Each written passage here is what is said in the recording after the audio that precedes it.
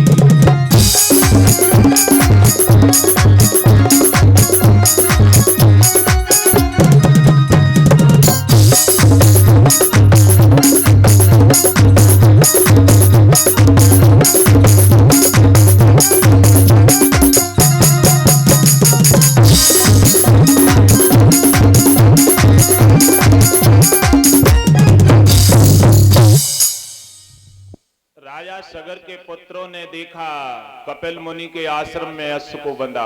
पहले तो पृथ्वी भी खोद ली उन्होंने, कहीं पता नहीं चला।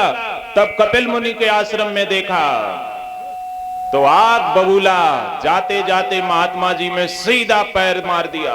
कोई डंडा कोई हाथ मारने लगे। अब ऋषि की आंख खुली। भागवत जी में स्पष्ट लिखा है कि कपिल देव ने अश्राप नहीं दिया राजा सगर के पुत्रों को। वो इतने आग बबूला हो गए 60,000, इतने उनमें क्रोध आया कि नेत्र ऋषि के जैसे खुले तो स्वयं में अग्नि धधक रही थी। अग्नि इतनी धधकी उन 60,000 में आग लग गई। आग लगकर 60,000 वहीं के वहीं नष्ट हो गए। तभी तो कहते हैं क्रोध नहीं करना चाहिए। डॉक्टर ने स्पष्ट कह दिया है क्रोध करने से कैंसर बनता है। डॉक्टरों का ऐसा शोध है, उन्होंने इस बात को कहा है, वैज्ञानिक कहता है इस बात को कि क्रोध ज्यादा करने से कैंसर बन जाता है। वो कहते हैं इसलिए बनता है जैसे आपको बहुत तेज क्रोध आया, और क्रोध में होता क्या है, रक्त नस पेड़ियों में दौड़ने लगता है, तभी क्रोध आता है। जब आप ज्यादा गुस्सा में आओगे तो खून दौड़ने लग जाएगा पूरी नस पेड़ियों में। फिर जब आपकी गुस्सा ठंडी हो जाएगी तब रक्त धीरे धीरे ठंडा हो जाएगा, और फिर उन्हीं नसपेड़ियों में पहले से कहीं न कहीं कोई भोजन करते रहते हो, कोई न कोई रुक गई गंदगी अगर किसी नस में, तो वहां रक्त जम जाता है। फिर धीरे धीरे धीरे धीरे वहीं जम करके कैंसर बन जाता है। ये बात डॉक्टर कहते हैं। इसलिए क्रोध नहीं करना चाहिए। भागवत के प्रेमी सज्जनों, इतना क्रोध किया उन्होंने, 60,000 जल गए। अब जब 60,000 जल गए, लौट कर नहीं गए। राजा सगर परम गति को चले गए। अंशुमान अयोध्या के राजा बन गए। भागवत के प्रेमी सज्जनों, अंशुमान बैठे हैं राज सिंहासन पर, अपने गुरु वशिष्ठ से कहने लगे कि गुरुदेव, इस अयोध्या में मेरा मन नहीं लगता। मैं राजा हूं और हमारे चाचा पूर्वज सब मरे पड़े हैं, आज तक मैं उनका कल्याण नहीं कर सका। कोई उपाय हो तो बताओ। तो वशिष्ठ जी अंशुमान को लेकर आए कपिल मुनि के आश्रम पर। उनका अश्व वापस कराया और कपिल मुनि ने कहा कि देखिए अंशुमान जी, वशिष्ठ जी आपके संग हैं, ये परम विद्वान हैं, इनको सब कुछ जानकारी है। इतनी संतान का उद्धार करने के लिए किसी में दम नहीं है, केवल दम है तो गंगा मैया में है। तुम गंगा मैया को धराधाम पर ले आओ तो सबका कल्याण हो जाएगा। भागवत के प्रेमी सज्जनों,